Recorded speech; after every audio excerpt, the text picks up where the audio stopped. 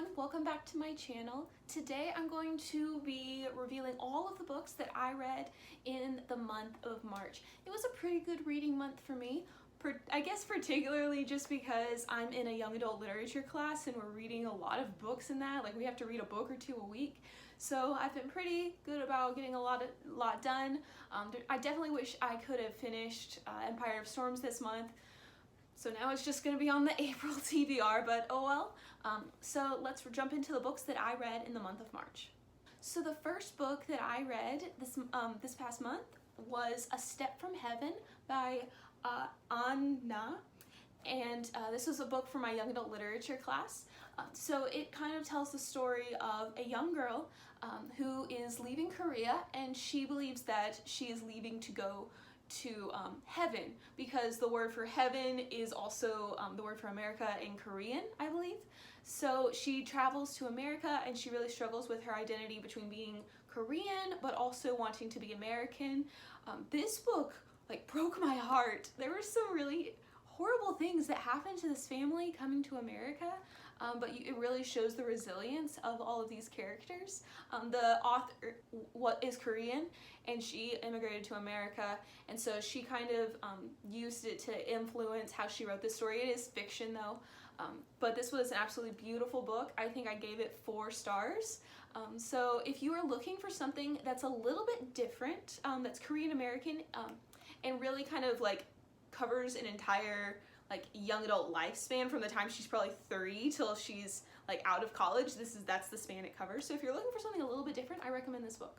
So the next book I read this month is The 7.5 Lives of Evelyn Hardcastle. This is a book I borrowed from my boyfriend, but it was so interesting. So it was written in just such an interesting way. It was very Agatha Christie-esque, with a lot of fantasy thrown in. So it was definitely the most interesting mystery book I've ever read, but it basically follows our central character who, for some reason, like it's spoilers for why, but he is in this house and he is living out the lives of all of these people who are visitors to this house, and there was a murder a long time ago and now they're all coming back like 20 years later to celebrate an engagement, and there's going to be another murder, and the main character is tasked with figure out who's going to murder her, but he has to do it by living the lives of each person. So it's kind of like Groundhog Day meets Agatha Christie. I'm not doing a great job of explaining it, but because it's just, I don't know, it's one book you just kind of have to jump into and figure it out as you go along. It took me so long to read this book, but with spring break happening, I was able to finish it up, and I think I gave it 4 out of 5 stars. I think I would have enjoyed it a lot more if I had just been able to sit down and read it all instead of like reading it over the course of a month and a half, but it was still a pretty good read. The third book I read this month was An Ordeal by Innocence by Agatha Christie. So we went on a spring break trip to do mission work in Long Island, New York. While we were there, we went to the coolest bookshop, and I wanted to buy a book for the ride back to school. So I bought an Agatha Christie book, and I love Agatha Christie. It was so much fun jumping back into it since I haven't read some of her books in a really long time. And this book, it was really interesting because it didn't start with a murder like usually happens in an Agatha Christie book. Instead, it started with like proving someone was innocent, and then all of a sudden you're like, but who did commit the murder? And it has to be like someone in this family because of a whole bunch of reasons. And it was such a fast-paced book, very short, but I flew through this book. I loved it completely. I don't remember what rating I gave it. It was probably like a 4.5 out of 5 stars.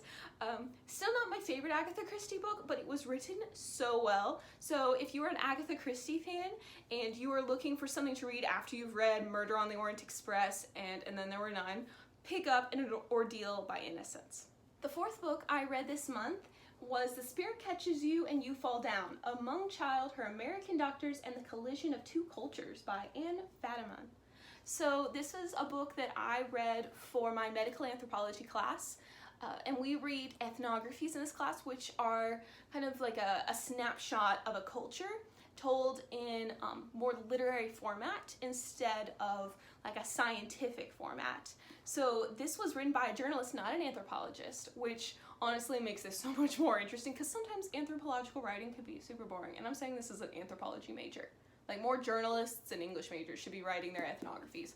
But this was so good. Honestly, this was such an emotional journey.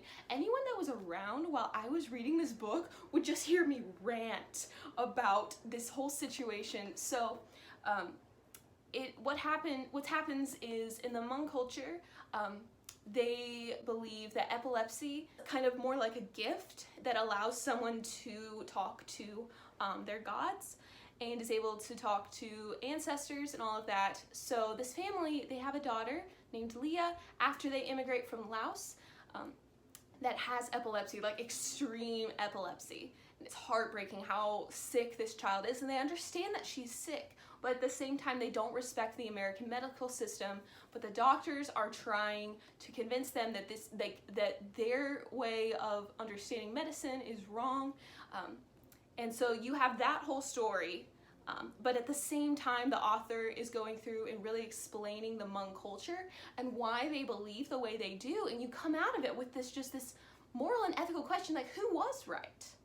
Who was right in this? Should the doctors have taken their daughter away? Or were the Hmong people right in terms of their medicine was better than the American doctors because so much happens?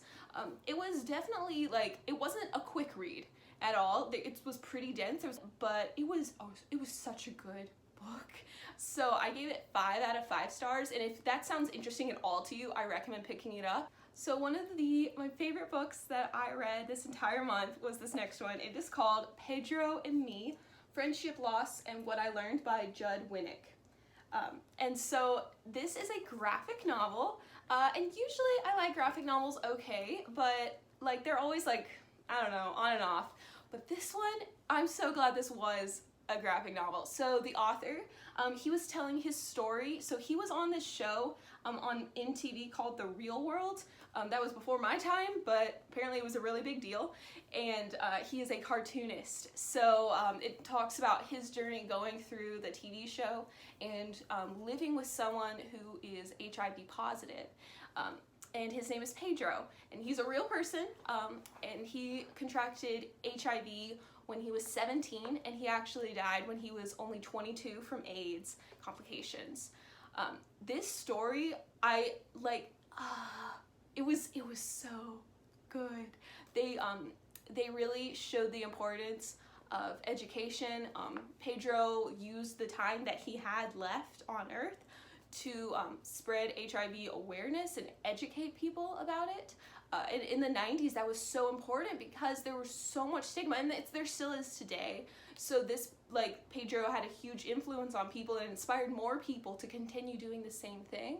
So I had to read this book for my young adult lit class, and I'm so glad that we were assigned this. All of our books in this class have been super sad, and this one was too. But this one just hit me differently. It was also so uplifting at the same time, and just an amazing book. So I gave this book 5 out of 5 stars. So I ended the month on a rough note reading-wise.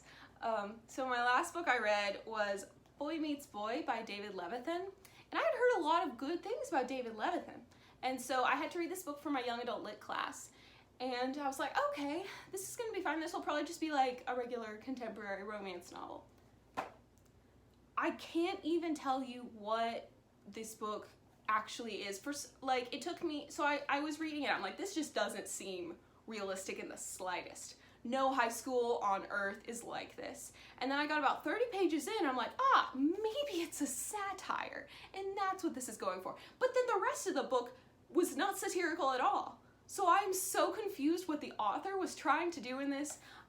This book follows a boy named Paul and his journey in falling in love with this boy named Noah, and a lot of relationship chaos is happening. And I know most contemporary books aren't perfect. They don't have always realistic interpretations of relationships, but this one, Paul really messed up in some cases, and everyone just kind of blows it off, and it's fine. And there were just so many things in here. I was like, for this topic, this was kind of insensitive to people, and it might have just been because it was written at a very different time. This was written in 2003, and maybe in 2003 this was a really, I don't know, inspirational book, but today this was just not okay in a lot of circumstances. So I'm being pretty vague about it, but it's like a pretty straightforward plot. So I don't recommend this book. I gave it 2 out of 5 stars, and now I'm stuck with it on my bookshelf, and I don't want to give it away because I don't want anyone else to read it. So that's kind of how I ended my month. So those are all the books I read in the month of March. I'm going to be posting an April TBR video soon because I'm participating in the Magical Readathon, but I hope you enjoyed this video. If you have any book recommendations or video recommendations for me, put them in the comments below, and I will read them and I will respond. So I hope you have a great day. Bye.